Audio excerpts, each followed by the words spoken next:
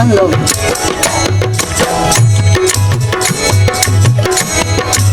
और पानी ले जाओ ना कमंडलवा में हम पानी पी ले कौन कमंडल ले तो जे दिन से साधु बाबा लोग आइल बा लोग वही दिन से भुला गइल बा।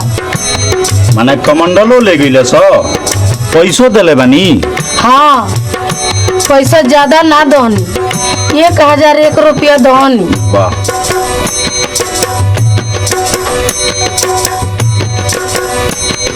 का घुरन ससुरारी ले आ गइलो। हमरो नाम गोनू चाह तोहार छठी के दूध ना याद करा दहनी तो कही हो।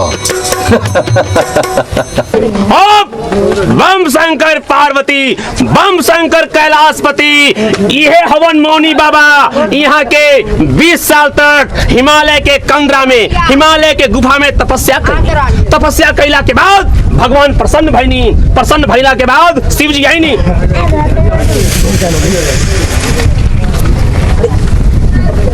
जब शंकर जी आईनी यहाँ के आशीर्वाद देनी कहनी जा बच्चा पृथ्वी लोक पर आदमी के नरक लोक में कल्याण करो।